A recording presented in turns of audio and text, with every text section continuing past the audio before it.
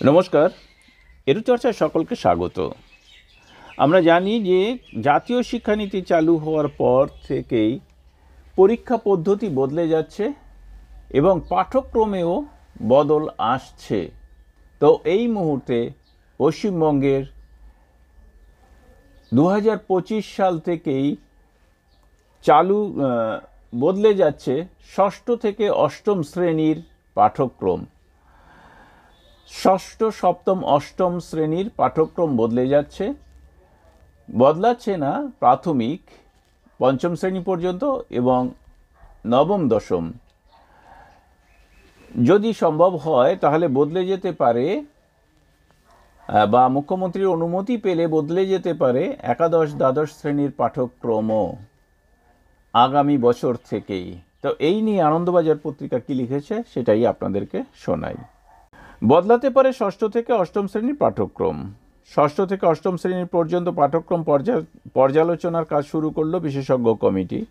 রাজ্যের সিলেবাস কমিটির চেয়ারম্যান উদয়ন বন্দ্যোপাধ্যায় শনিবার বলেন, 31শে জানুয়ারি সিলেবাস কমিটিতে থাকা বিশেষজ্ঞদের সঙ্গে আমাদের একটি বৈঠক হয়েছে।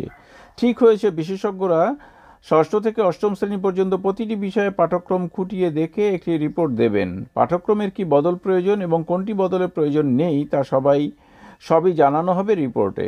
সেই প্রস্তাব পাঠানো হবে সরকারের কাছে। সরকার অনুমতি দিলে সিলেবাস বদল হবে।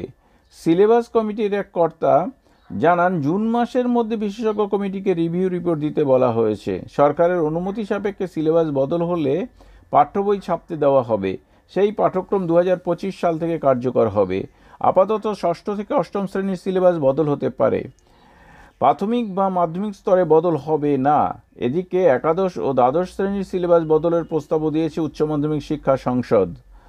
শিক্ষামন্ত্রী ব্রাত্য বসু বলেন, মুখ্যমন্ত্রী অনুমতি দিলে 2024 সাল থেকেই উচ্চ মাধ্যমিকে বদলানো পাঠ্যক্রম ও সেমিস্টার পদ্ধতি শুরু হতে পারে। তাহলে 2025 থেকে ষষ্ঠ শ্রেণী থেকে অষ্টম শ্রেণী পর্যন্ত পাঠ্যক্রম বদল অর্থাৎ সিলেবাস বদল হবে। সকলকে ধন্যবাদ জানিয়ে শেষ করছি। ভালো থাকবেন, সুস্থ থাকবেন।